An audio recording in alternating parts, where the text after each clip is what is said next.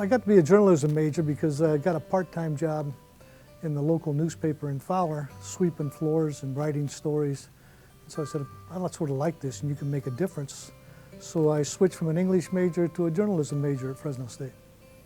I started my career at the Fresno Bee before I'd gotten out of college. They asked me to go to work for them, so I started as a reporter. And frankly, I covered a lot of night meetings and then also covered Fresno State during the campus riots of the late 1960s. And then from there, I wanted to make a bigger difference. As a reporter, you can do certain things, but I wanted to make a bigger difference, so I became an editor. And that way you could sort of define what you were going to cover and what you weren't going to cover. And then I learned that, hey, even being an editor doesn't give you as much sway as you think it should. So I learned more about the business side so I could become a general manager and a publisher. And then not only can you have some influence on what kind of stories were written and what kind of subject matter was covered, but also how many pages were in the paper and whether there was color or in black and white.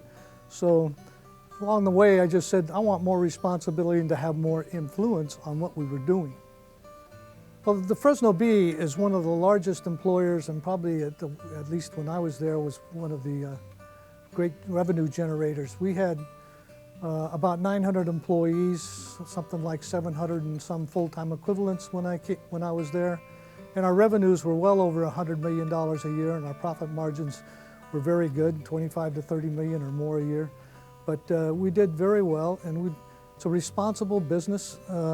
And you have to run it like a business. You try to increase your revenues every year and your profit line every year while still maintaining your journalism quality.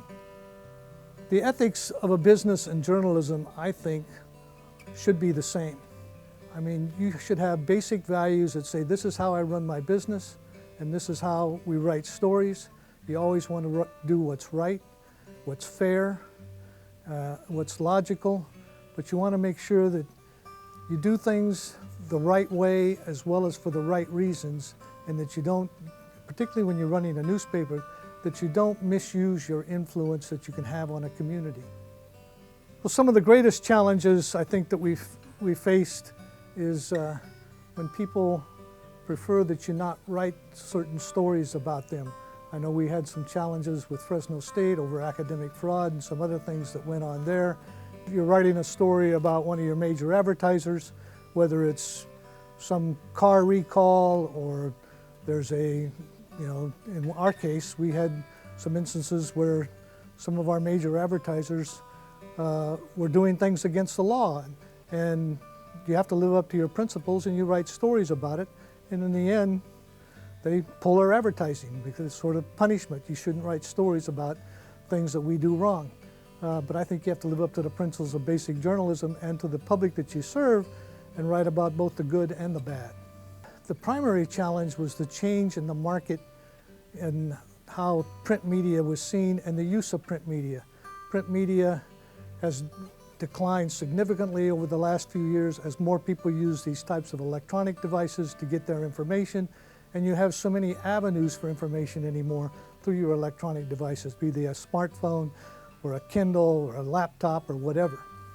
I think the media can have a tremendous effect on society, and today it is so fragmented that you're getting, I think, less effect because you have so many people with different voices who have easy access to communication, and therefore you have all these different ideas that are out there.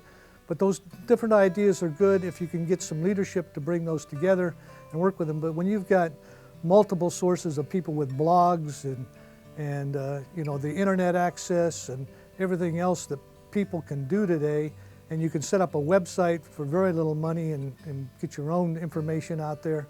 And so it makes it more difficult to get a sense of community on a particular issue and a consensus on an issue so that you can move forward and solve problems. I think the legacy of Leon Peters is making a difference in this community. He made a huge difference by his leadership and by working together with other people to improve the quality of life, not only in this community, but for the people of this community.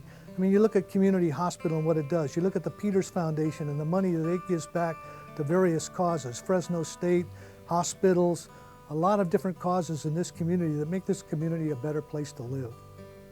I'm from Fowler, and I knew a lot of the Peterses. There was Leon and Pete, who were born and lived on a rural farm in Fowler. They both went to Fowler High School, so I went to Fowler High School and graduated from Fowler High School as they did. If you knew the Peters, you were almost like part of their family, and having that connection, that's why receiving this award is so important to me, because I know these people, I knew what Leon Peters stood for, and what he did for this valley, the passion he had to make things better. If he saw a problem, he'd get some people together and try to work to solve it. Many of you know they used to refer to him as the human PG&E, Peters, Giffen, and Eaton. They saw a problem, they would get people together, and they'd go solve it. I'm honored to be in the same group as many of the people who are on this stage today and have received the Leon S. Peters Award. These are people, one, with a passion for their community. They want to do something that improves their community. Two, they've been very successful in whatever business venture they've been involved in. But I think people who have passion and vision and then have some leadership qualities to bring people together, to identify problems and solve problems, makes for good community leaders.